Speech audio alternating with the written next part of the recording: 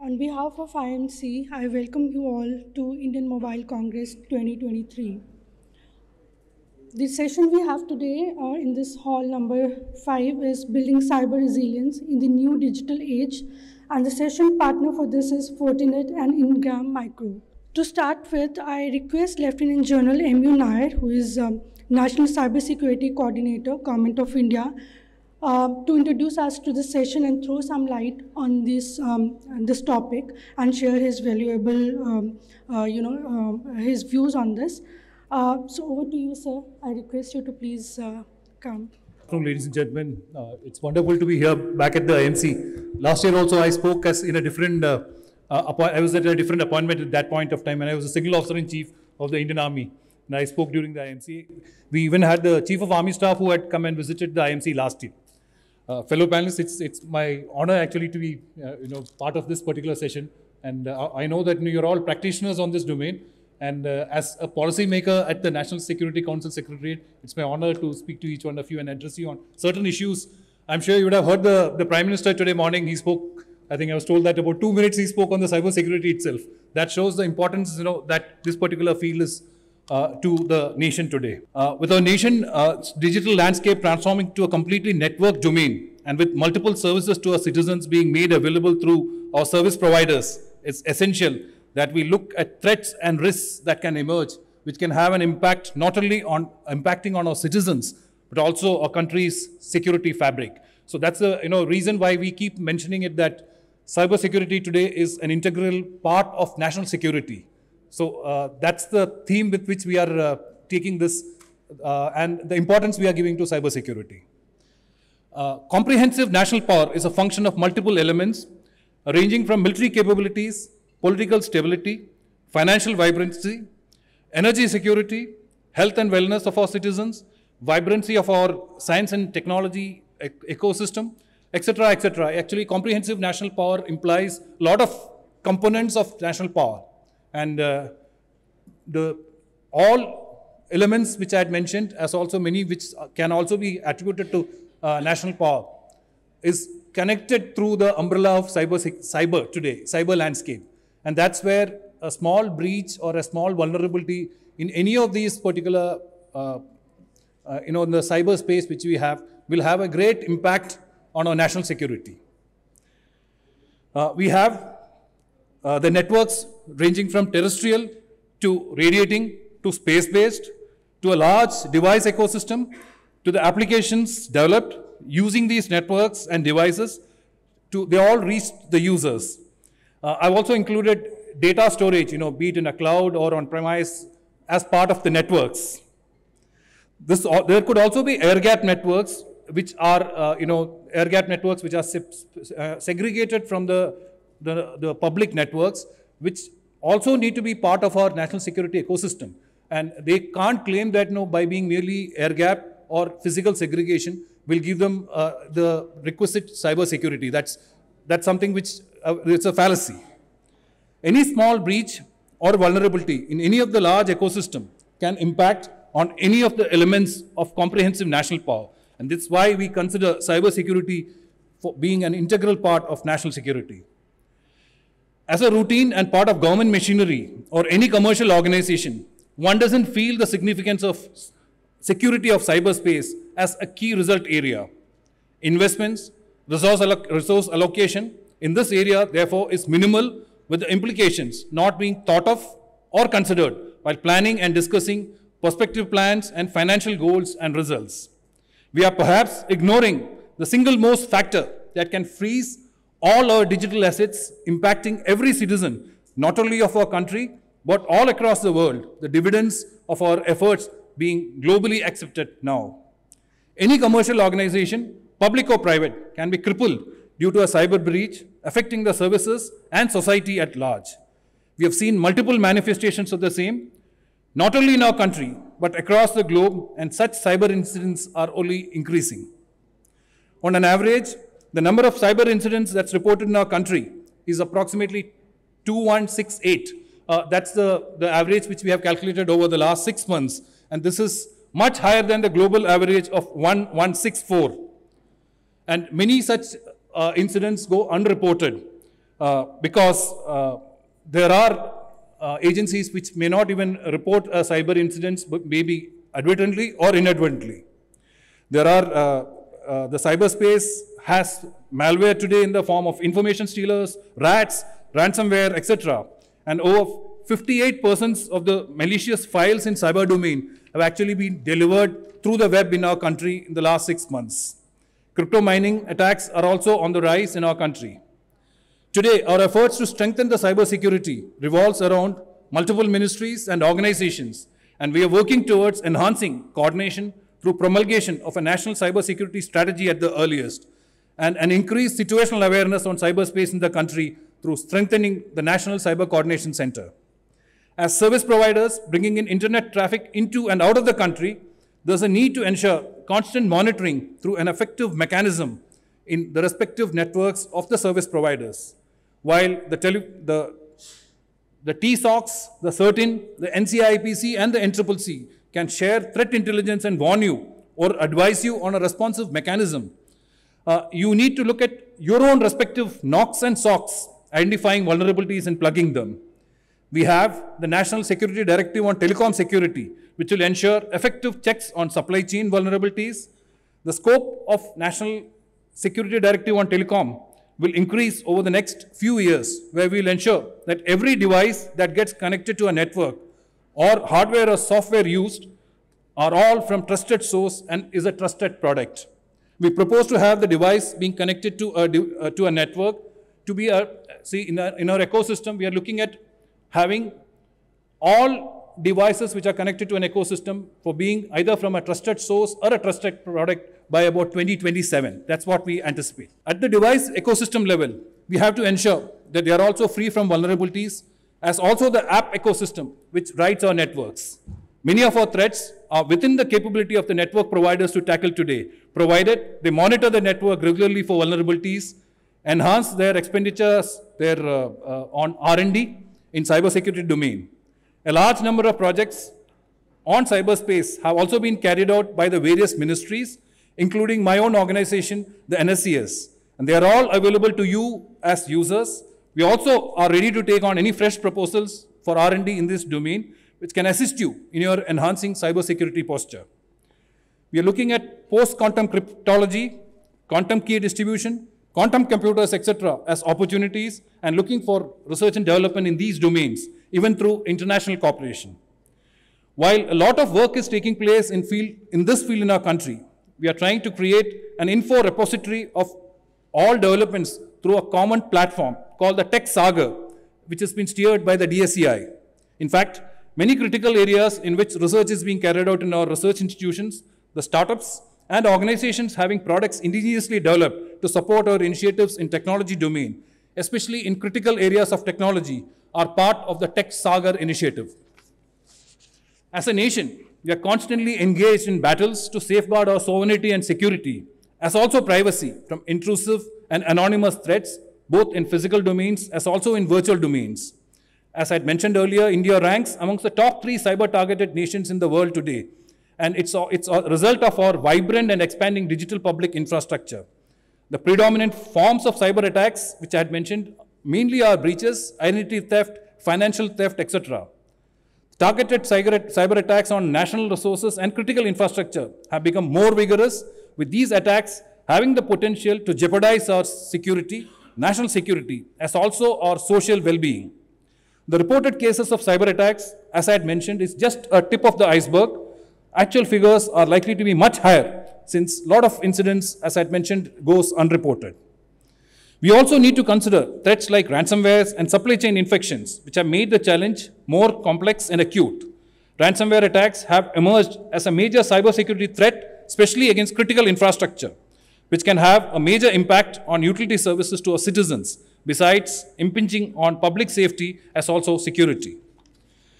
While we have several measures undertaken at multiple levels to maintain integrity of our supply chain focused on our networks, a lot more needs to be done. And our approach towards achieving self-reliance in the ICT sector, supported by a strong regulatory and legal framework, can be the ideal way ahead.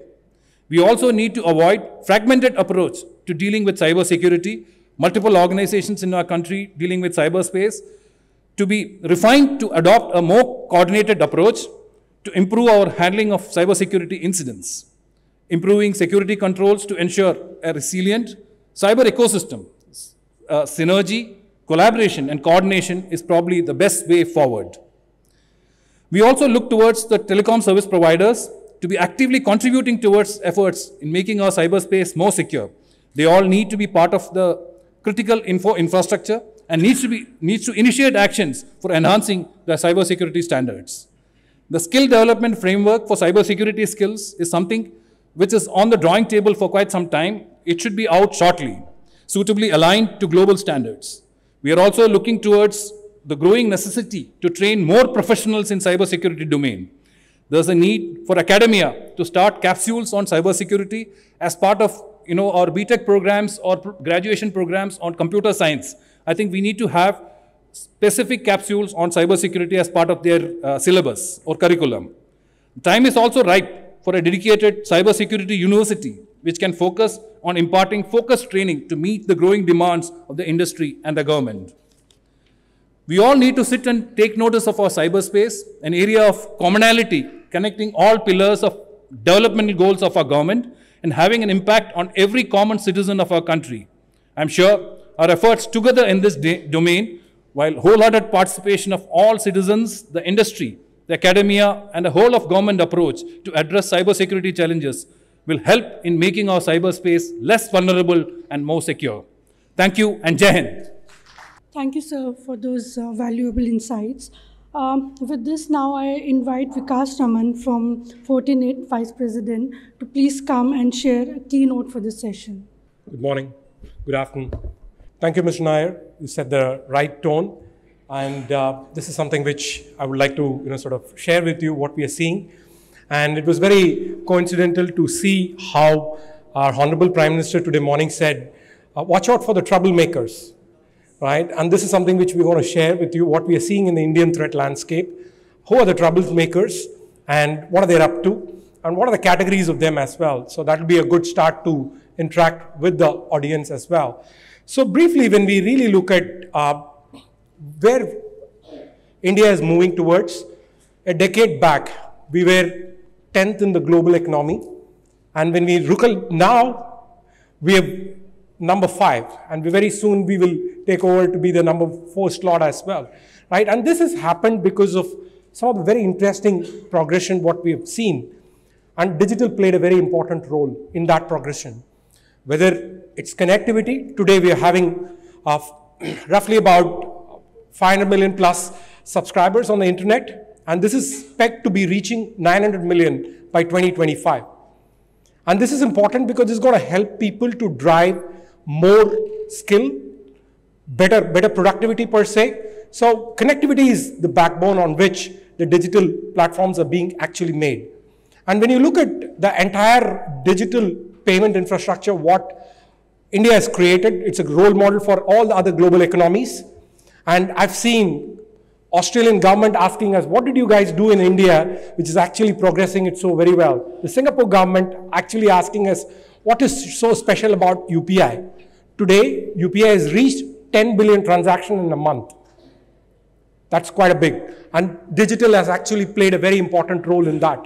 And when you talk about healthcare, education, when you talk about the entire upskilling of our nation, digital is going to play a very important role. And cybersecurity is going to play a very vital role because cybersecurity is going to help you to accelerate digital faster. And that's very important for all of us to know what is this whole complexity, what Honorable Prime Minister today spoke about. Cybersecurity is a complex space and we need to be aware of it. And he also fondly referred back to the G20 where cybersecurity was actually spoken a lot about. So let's look at what are the cybersecurity challenges, what we see. Broadly, 3 big areas. The first, we're seeing the increase in sophistication of attacks, and that's very important to know who are these people, why are they attacking it, what are the classification of it. And it's so important to understand the attackers and their motives behind. So we need to really double click on the sophistication of the attacks. The second big problem, what we see is security awareness and talent shortage, which Mr. Nair actually touched upon. That's going to be a big skill gap which we need to actually close. And the whole security technology is becoming a lot more complex. And this is where Mr. Nair spoke about having a coordinated effort in terms of actually making together a security orchestration, your security operations center, your network operations center to be strengthened out there. Let's spend a little bit time and understand on each one of these pillars. If you look at it, this is what we at Fortinet see. We are the #1 firewall vendors in the globe, both in terms of revenue and volume of shipments. We see a lot of attacks in the internet. What we see in the Indian space is roughly about 130 million viruses, bots, exploits, which we actually safeguarded because of our 20 years of presence in the Indian market per se. And if you look at it, which are the high-risk sectors where hackers are actually going after? It's manufacturing, government, technology, and FSI, which is the actual targeted segment from a hacker's point of view.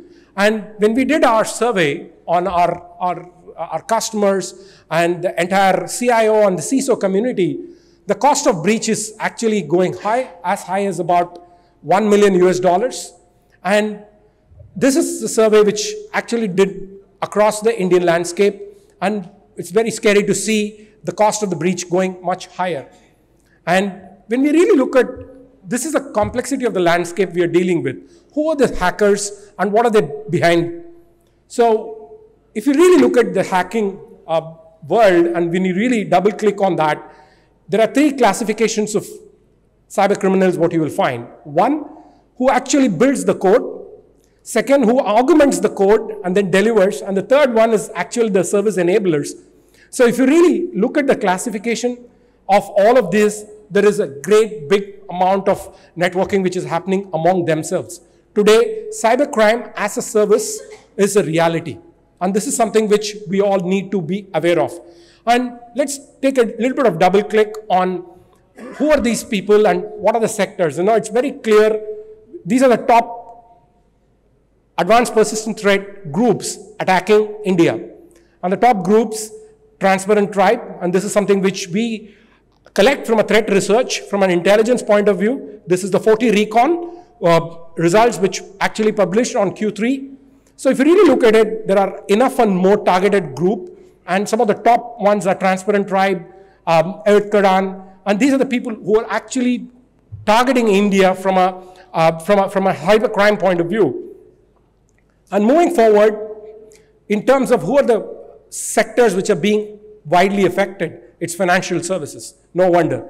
But look at the second most important segment which is being attacked, which is education, aerospace and defense, e-commerce, telecom, transportation. And government tops the list with about 12 to 13%. And this is just the last quarter statistics per se. And when we flip over to actually who are the groups from a hacktivism point of view, right? And we see a good amount of groups coming from our hostile neighbors, and this is something which we need to track them. The reason why it is so important to understand these groups is we need to really look at their tools, techniques, and procedures, and be one step ahead in terms of the areas of threat intelligence, what we want to actually collect against them. So the one way to really look at the sophistication attacks, mitigation possibilities to lead with threat intelligence, be one step ahead of them. Look at their tools, techniques, and procedures, and make sure that you build your preventive measures much ahead of them. So lead with threat intelligence is the first drive what we see in the marketplace. And these are the ransomware groups, what we saw in the last quarter. Lockbit has been very active against India. And the second most big ones is the Alpha Black Cat. These are the groups who are actually targeting from an Indian landscape from a ransomware point of view. And each one of these groups have their own tools and techniques. And this is something which we need to understand that and mitigate specifically against them. So the second big challenge what we have is the skill gap. And when we did the survey from an Indian context, we saw 80% of The CIOs and the CISOs have actually told us it's the talent which is the hardest thing to solve today, 80% of them. And if you look at it, 51% of them are saying that my employees need to augment their skills. So the human element or the human firewall needs to be constantly augmented. And that comes by augmenting your skill levels. And I'm proud to share that Fortinet launched our NSC program globally. We pledged ourselves to do 1 million plus cybersecurity professionals free of cost. And we partnered in India with AICTE to drive 100,000 plus certification talent in India per se, free of cost. And this is an endeavor and a commitment from Fortinet's side. The last piece, which is very important, to really look at the cybersecurity architecture. Today's challenges are driven because applications are distributed. Whether it's in the network, on-premise, cloud, endpoint, you really are going around the application agility. And today, networks are getting transformed because applications are becoming a lot more agile and the distributed nature of these applications. And today, users need to work from anywhere. And we all know hybrid workforce is a reality today, right? And this is actually adding the more complexity part of it. And if you really look at the more number of devices and the people and the data volume is so humongous.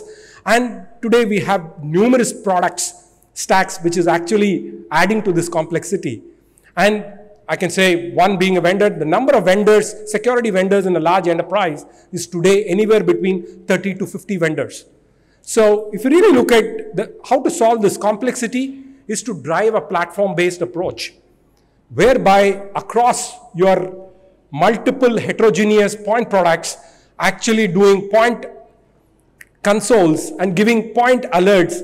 Customers are actually mired with console hopping and alert fatigue. The real silver bullet to solve this big problem of complexity in cybersecurity is to get into a platform-based approach. Not just one platform, but consolidate your platform across your endpoint, NOC and SOC, which Mr. Nair spoke about, and also look at how you amalgamate with 3 to 4 platforms.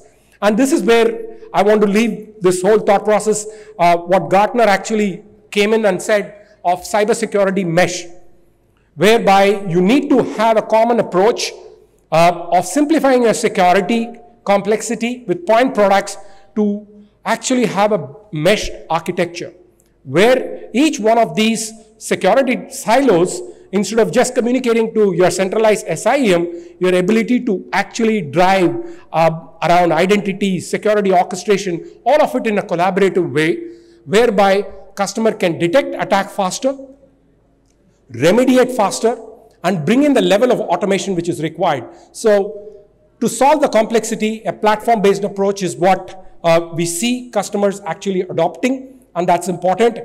To summarize, these 3 big problems of sophisticated attacks, lead with threat intelligence, and skill-level programs, it's going to be a public-private partnership whereby we augment our capacity of cyber professionals which is required in India. And third, look at creating a platform-based approach instead of point products and silos. And to me, cybersecurity will be an accelerator for digital initiatives in the country. And we look forward for having more interactions. And thank you for the opportunity to share our insights back to this esteemed audience and the panel. Thank you.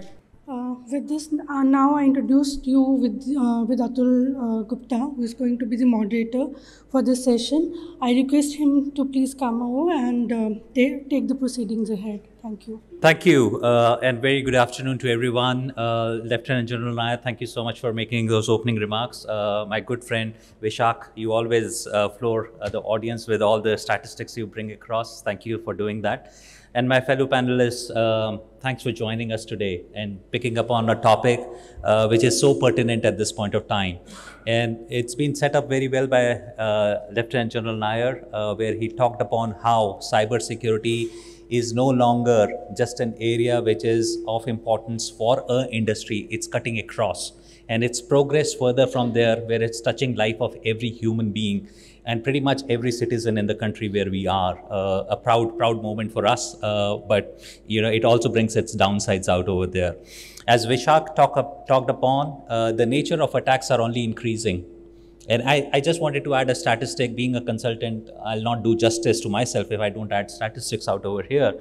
World Economic Forum came across with a forecast saying the cyber crime market in 2023 is going to be the third biggest world economy.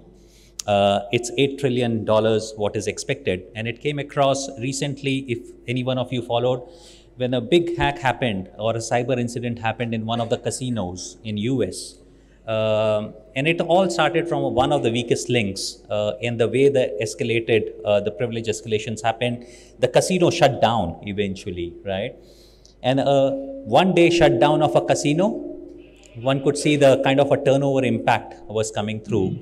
And eventually, I believe the authorities felt it's easier to pay out the ransom guys rather than going through the entire hassle. And I was quite impressed to see this happen in September, and October becomes one of the peak months for those casino to get their regular customers back into the hotels and being there up there. They were predicting that they're going to see a 2% dip. So cyber is really making an impact. A 2% dip for a casino of that size could be translated into multiple millions of dollars. That's a kind of an impact which is happening. And that's where this topic today really positions us very well, saying how do we be cyber resilient? These incidents are bound to happen. We cannot live in a world where we say we will protect, we will detect everything, and we will be able to respond in time without it having an impact. That world is behind us. We need to be picking upon our learnings from what the world came across in pandemic, where we said, how can we be resilient? And that's where we're going today forward on saying, how can we be cyber resilient in this digital connected world? Digital, according to, as Vishak also presented, digital has become a social fabric. Everyone is connected through digital. But simultaneously, cyber has cut across the strata of societies and it's impacting everyone. And that's where it's a responsibility jointly for government, for enterprises, for every service provider to come together and contribute in making the world to be more cyber safe. So with that background, let's get started with the panel. We got great panel forum out over here, and maybe I can start with Varun. I was just sitting next to you, Varun, so I thought let me start with you. And Varun represents Airtel. He is the CISO of Airtel. So he obviously knows the pulse of what's happening because everything happens on a connected platform, which goes through one of the telecom providers, and Varun being one of those has got a good sense. Varun, we're seeing increasingly the world getting more and more connected, and this is resulting in a term being used constantly called attack surface, which is increasing significantly. Can you just help us understand what's changed? What's the big shift which has happened? And in this shift, where does resilience really comes in? Sure. So it's a pleasure to be here. Thank you for having me, Atul. I think from my perspective, I kind of look at attacks in two ways, right? There are two mega trends that have really happened. The first one is the expansion of the threat surface because of the amount of devices on the network. Now, this could be because of 5G networks and IoT devices. A few years ago, COVID bringing everyone having to work from home, so more and more devices getting connected. And then another factor now is also artificial intelligence, which has really lowered the barrier of who can really attack at the end of the day, right? Earlier, it took a fair bit of sophistication for someone to attack. Today, I could just download that program and actually connect and do that attack. Right? So there are these low-level areas which are causing a lot of havoc in the environment. And then there is really the weaponization of attacks, which are more your cyber warfare, right? So we are seeing it across the globe in all the large places, right? Wherever there's war, weaponization of cyber started to happen. We saw that on Colonial Pipeline from an energy perspective, and then the supply chain attacks that have also happened. These are really the high-end and very sophisticated attacks, right? So I kind of in my world, I look at it in these two ways. There's a lot of low-level attacks with the lower barrier and then the high-level attacks. So now how do we build in cyber resilience at the end of the day? From my perspective, gone are the days when we could just do the basics of implementing a particular technology or a particular type of control which could protect you from getting attacked. You're always going to get attacked. There is no company that has not been attacked. There's a common saying, right? You either know it, you've been attacked, or you don't know it, but you have been attacked at some point in time. So that is not enough. Then we also talked about detect and respond. How do you detect faster, respond faster? How do you have your SOC and your NOC being able to do that? That's your second layer of defense. And then it's your recover techniques, because at some point when you get attacked, and hopefully it's not a big attack, it is how are you able to get back up? Do you have your backup in place? Do you have your disaster recovery in place? Do you have your cyber war game, right? If you truly have a massive attack, have you practiced what you need to do in those cases? So I think there is no one particular approach that will protect you, right? You need to have a layered defense strategy. You need to have all these capabilities built in. I do just want to end my answer on a positive note, right? When cyber professionals talk, we talk in terms of everything that's going wrong, right? $2 billion. There was a recent identity provider who got hacked, and there was a $2 billion drop in their overall market value. But we never look at the positive, right? And we were just having this discussion earlier too. I mean, I look at the role of a CISO. The role of a CISO didn't exist 15 years ago. Right? Today, there are panels, there are discussions. The Prime Minister spent 2 minutes out of his 30-minute speech talking about cyber. There's so much more awareness. There's $20 million of investment that is going in from a venture capital funding just in cyber, right? So over the last 5 years, there's this significant amount of progress that we've also made in this industry. So I'm hoping that throughout the session, as we talk about what are the challenges, we don't forget that there's a lot of positives that is happening, a lot of that is improving. And I am generally a hopeful person, so I'll just say that as well. Thank you for making those comments. And the fraternity of cybersecurity completely agrees with you, Varun. There's a lot what they do which doesn't get reported. What gets reported is only the bad news. And that reminds me of one very famous quote which used to be discussed upon, saying, and I'm just building on what Varun said, a lot of organizations hired CISOs when they went through incidents. That's how the CISO community came into existence. But today it's gone to a next level where incidents have become a reality, as Varun said. Only two kinds of organizations, one who know and one who don't know. And when a big incident happens, you get to see that becomes a cause also many times for the CISOs to move out of the organization. So it's a very interesting journey in which we are, but there's huge positive side which cybersecurity brings upon. So thank you, Varun, for making those comments, opening comments.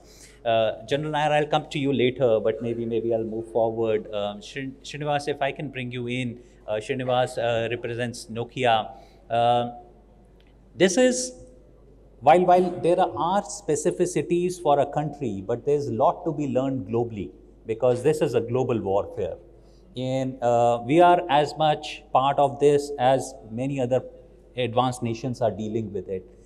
Are you seeing some measures which are emerging at the regulations at a global level, which is helping industry to move forward in a direction where resilience will become the way of life as we move ahead from here? Thank you. That's a great question.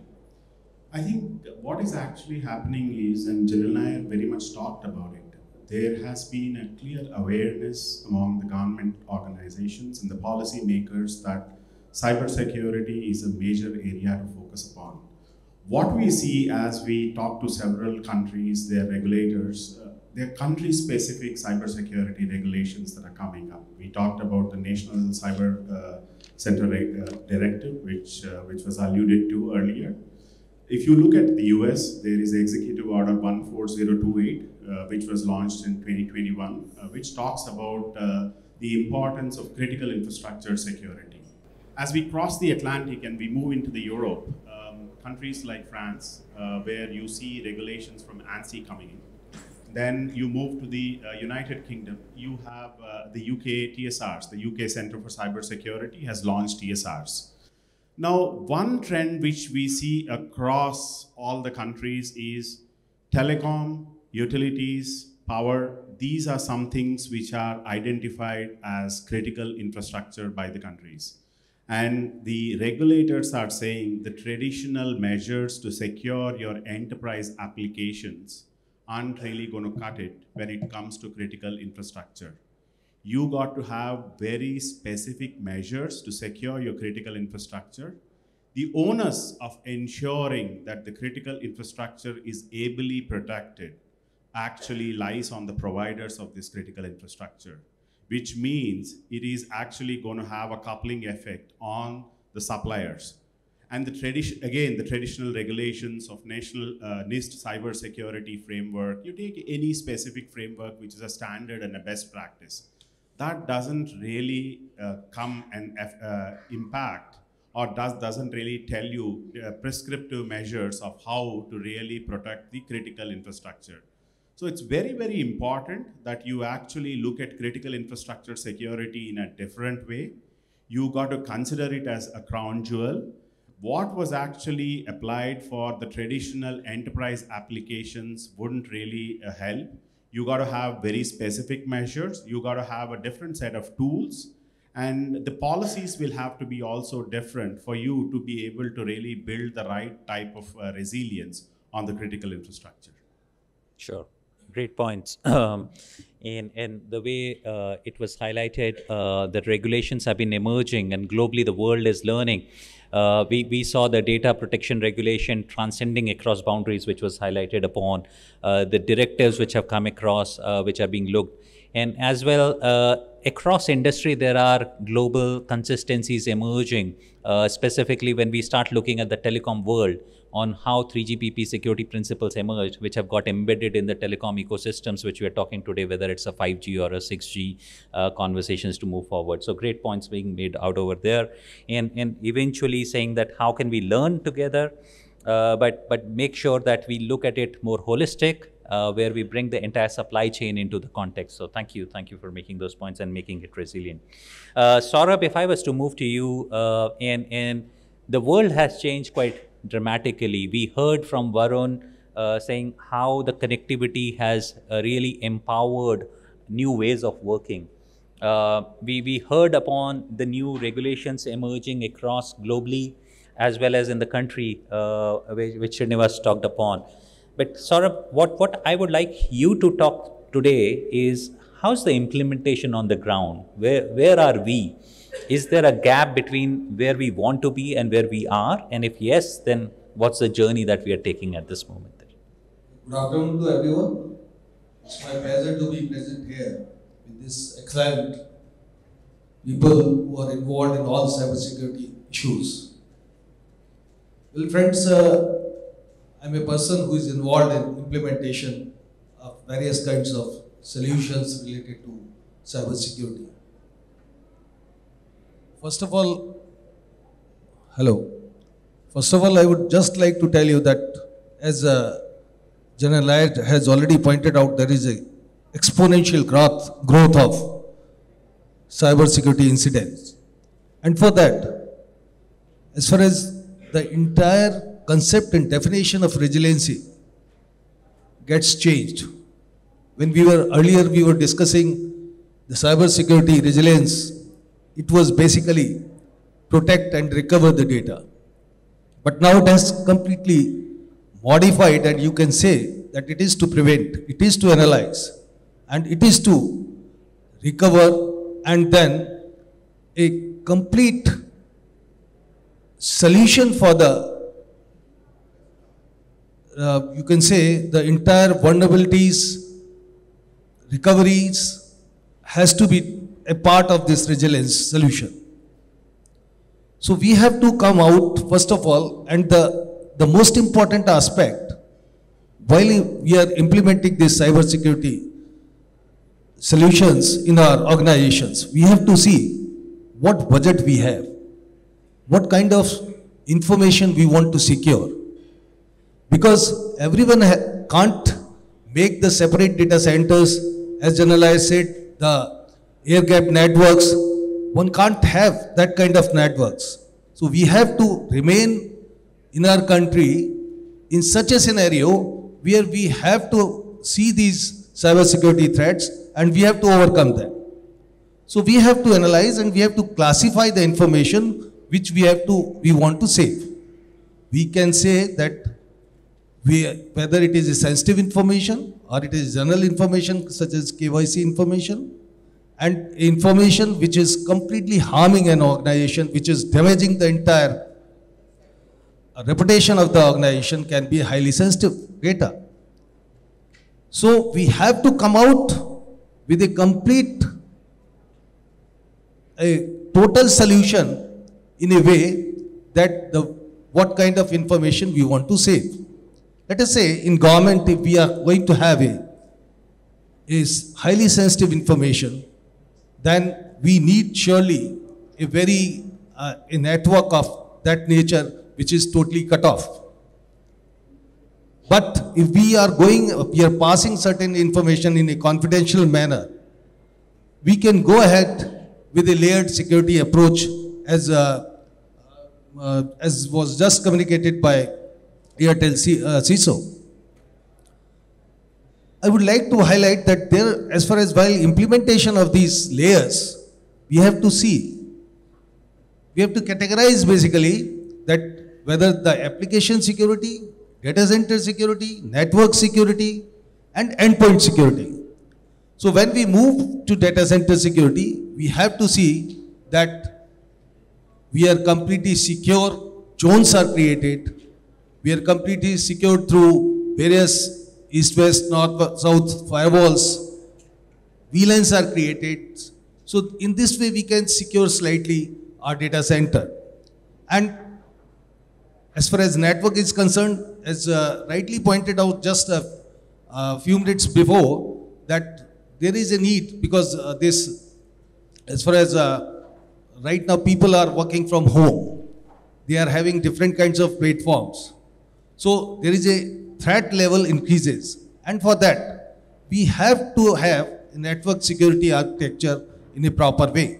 And for that I can suggest that such a VDI kind of infrastructure can be created, where if VMware has also come up with certain VDI infrastructure in which blast stream protocol using TLS 1.3 transmit the data, and it is more and more secure. So we have to adopt that. And the most important is the endpoint security. So endpoint security is a most important aspect, and for that, either you have to use VPN or you have to use multi-factor authentication or some endpoint devices, posture check devices such as OpSWAT or there are a lot of security solutions are there.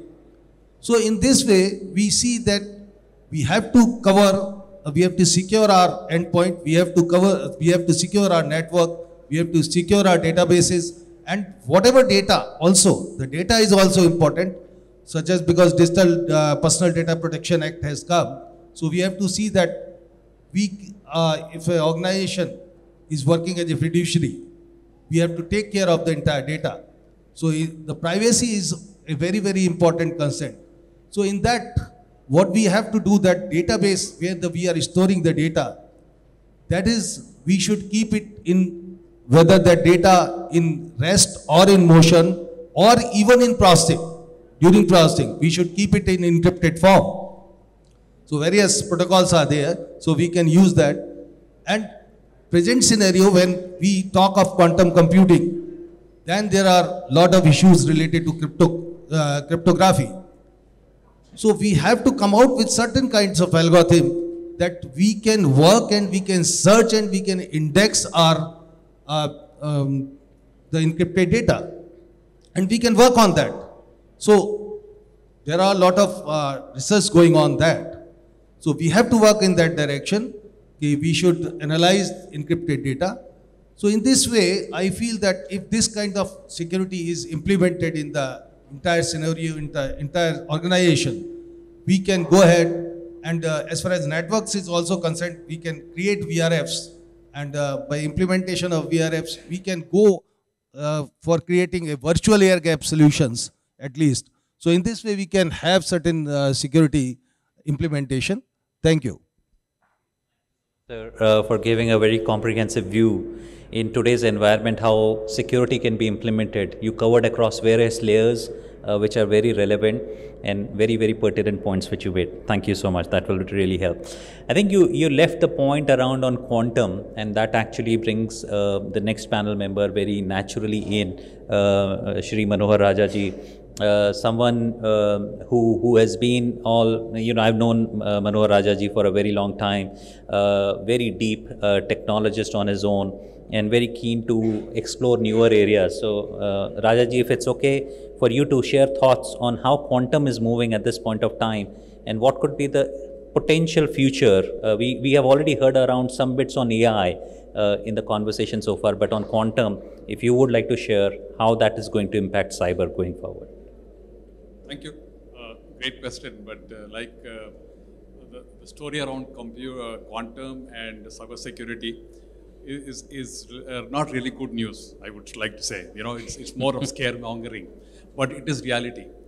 The fact is, we always thought quantum computing is something for distant future, and when it comes, then we need to worry about certain things. But just the other day, I think a couple of days back, I read an article in the New Scientist that 1,000 qubit computer is now done. We were thinking that's going to happen in 2025 or something. So we will have quantum computers which will break all the codes which we rely on, encryption codes, in minutes, very soon. So it's going to affect the foundation of how our whole security system works. And we need to figure out what should be the strategy and how we should do this. Not only, this is one of the threats. If you look at the other threat vector, which is there, that the RSA encryption, which all of us rely on and and we now know that there are state actors with skeletal keys. So as a nation which is trying to assert itself, we need to be more independent. How can we become more secure? How can, if other state actors are having access to our sensitive data, what will be our strategy? If RSA encryption is not enough anymore, then what are the alternatives available? And I think the third vector on this for our thought process, which we need to worry about, is the recent thing people are talking about mem computing, where they're able to generate the kind of brute force required to break these keys. So all these three things, if they're all happening, and even if any one of them happen, I think whatever we are sitting on in comfort, we have a lot of things giving us security, is going to be shaken up a bit. So I know disruption is an overused word in our IT world, but I think truly something remarkable is going to happen in this area, and we should take action. I was very keen and pleasant to hear that Lieutenant General is talking about Tech Saga. I think that is a good initiative. We have to pool our resources. I think the Western world also must be pooling this, because this problem is going to hit all of us at the same time, because it's going to be one paradigm moving on to another. So I think and this is not something which we can overnight switch on. I think we need to figure out what kind of investments we make, how do we build various quantum key generation is, I think, a fair amount of solved problem. How can we distribute quantum keys? What kind of infrastructure we can create in the public world? It's more like, it's a kind of UPI movement for security. From a key distribution perspective, how can we make it commonplace and things like that? If we can think through this, I think we'll be ready for the future when it comes. Thank you so much. Manohar Rajaji has just given us the future where we are heading upon. It's that crystal ball moment, saying that if we believe that lot has been done, it clearly tells us there's a lot more to be done. So thank you for sharing those inputs. But let me bring in Vivek at this moment. And Vivek, if you can, because you represent a technology company, obviously, which is committed to build upon cybersecurity across governments, states, and enterprises. There's a lot of buzz around the technology which is now creating a lot of promises, which is around usage of AI. And how is that becoming effective in solving some of the problems? Because on one side, AI is also expected to create much bigger challenges for the CISO's organization. But on the flip side, AI is also providing a whole lot of solutions across for cybersecurity. So can you give us some perspectives there? I think AI is something that being discussed almost in every other, conversation. And let me answer the other part first, how it's kind of challenges that we are seeing from the AI perspective. If you look at the adversary world, what we are noticing, what we are actually seeing for last few months, is there are three areas where they are able to leverage AI in their work. Primarily, when they do the prospecting of the attacks, scanning their social media accounts, is where they are leveraging AI a lot. We have seen some instances where the CAPTCHA piece of security has also been, targeted leveraging AI. And the third piece that we are seeing where they are leveraging AI a lot, the adverse world, is creating fake profiles. So as of now, this is what we have witnessed. This is what we are witnessing right now from AI perspective. If you look at the adverse use of AI. It may go further. They may use it for some other purposes, creating malwares, creating more malware codes. Probably it may go there. Now let's look at how we are leveraging AI from the defense world, from a world where we want to deliver security for our organization, for our customers. There are three specific areas where we leverage, AI from security standpoint. I'll give you one example. About 10 years back, when the volume of the malware samples started increasing, at that point in time, most of the malware samples used to be analyzed by the team of analysts. They'll reverse engineer it, trying to understand what is it.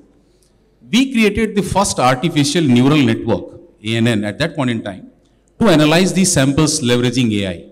And some 6-7 phases of that AI development, today we call it 40 AI. That particular network, that neural network that we have created, analyzes millions of samples in sub-second and to the near perfect, disposition of the sample. So that's one piece, is solving the problem of scale, first thing. The second thing that we are seeing is that it's also helping you enhance your observation. Let's say if an analyst is working on, analyzing a particular space, the AI can also get you a view around the other vectors. Attack is normally multi-vector. Other vectors can be analyzed by the AI. That's where the enhancement comes in from AI perspective. The third piece where we are leveraging the AI is bringing the predictiveness of your alerts. How do you predict further activities? And that's very simple. Let me give you an example. Let's say I have one specific instance. I know the DNA of that particular attack or that particular malware code. I see another one. AI can simply equate those two, compare those two, and can get back to the source and can also predict what are the next steps if you are in the middle of the attack or the early stage of the attacks. So we are using AI to getting those predictive alerts as well for our technologies. One use case that now we are seeing is becoming very, very useful for most of the organization is leveraging AI for solving your security operations issues. I think most of the organizations will, today see that the kind of alerts that they get on their consoles is humongous. So for those, alerts analysis, normally now you can leverage AI to remove all those mundane alerts that you want to analyze. AI can do that for you, and you can focus back on the critical ones where you want deeper analytics. So these are the pieces that we are seeing where we are leveraging, AI, Atul. We always get to hear use cases of AIs giving a lot of performance improvement, but you highlighted how that can become very relevant and pertinent in a cyber world. And I really like the scale, enhanceability, and the predictability. Clearly, three elements where AI can play a massive role. Moving to Vishak. Vishak, you talked upon on PPP. And that's going to be a very, very important area. And maybe that goes back to what Lieutenant General also talked upon initially. And I know you talked upon from a cyber awareness, how the organization is driving. But do you have broader views for audience saying how PPP can really make the nation move forward in this direction? Yeah, I think it's inevitable when we really look at industry. Cybersecurity is a team sport. and it's nobody is going to win it all alone, right? And I think today the way the economy is getting digitized, public-private partnership is so critical, and the way we see other mature markets are going through is to collect in one area which is very important is global threat intelligence. And the global cooperation which is required, we are the founding members of Cyber Threat Alliance. CTA was actually founded by us. And we actually went to our nearest competitor to bring them on board.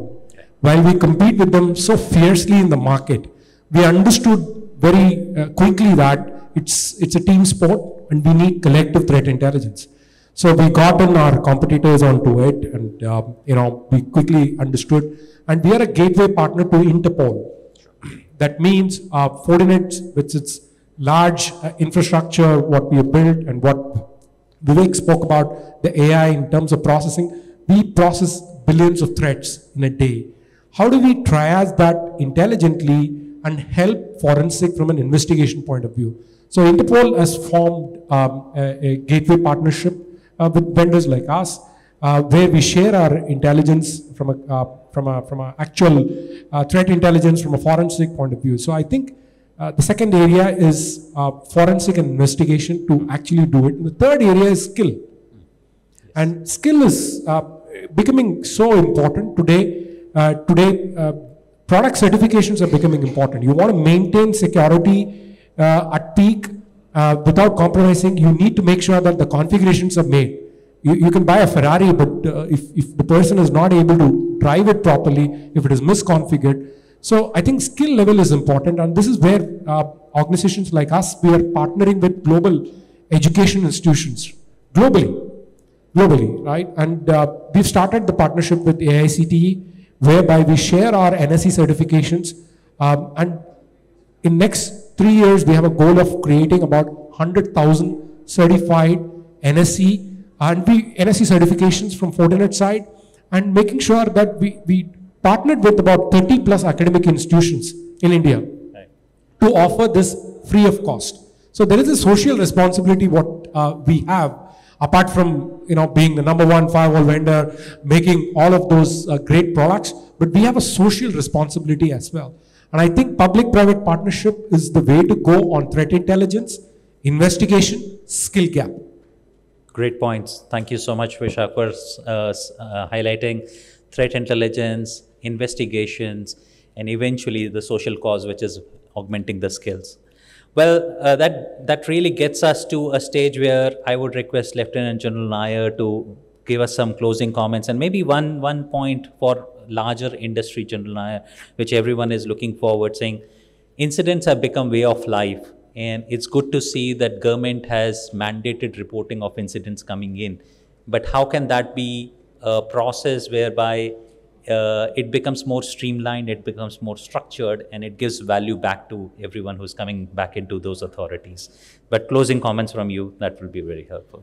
Thank you, Atul. I think I benefited a lot from many of the panelists, when they had mentioned about the cybersecurity being a collective sport. I think I can't agree with you more, actually. It's a collective sport. And all of the entire cybersecurity community here, I think you need to assist each one of us here. We need to ensure that your active participation is required for ensuring that our cyberspace is protected. As far as coordination between the various ministries on threat, incident reporting, etc., I think there's a lot of measures being adopted at the governmental level. And I'd mentioned, there are a lot of policy tweaks which are taking place so that, we ensure that the incident management response system, even the fact that if there is a threat which has been anticipated, we have a lot of mechanisms even at the international level where threats emanating from cyberspace, today it's a global threat actually. So we have threat coming from multiple agencies, multiple nations. There are cert-to-cert interactions which are taking place. So all this is a coordinated effort, and within the country too, there are quite a few agencies involved, including private sector participation in this particular domain. The CII needs to, it's a crown jewel as somebody had mentioned. I think we need to ensure that our CII is protected. We need to use the emerging technologies. Already the AI is already here. You can't any longer call it emerging. And skill enhancements, predictive analysis, these are opportunities which are there. a public-private partnership, skill development, awareness programs, citizen-specific programs, even to senior citizens. That's something which we know senior citizens emerge as one of the major, they are most affected by cyber crimes today.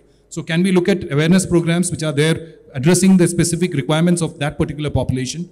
We also have skill development for specialists in cybersecurity. Like we require CISOs to have specific qualifications. So how do we build up these? So these are the challenges which you are facing. As I mentioned, it has to be a coordinated response across all of us, citizen-specific, ministries, government, and public-private partnership. This is the only way we can protect our cyberspace. Thank you. Thank you. Thank you so much for summing it so well. I know we are being pushed out of the room. Maybe we can just go for one, but pick up outside of the room. Two things so in the same slide.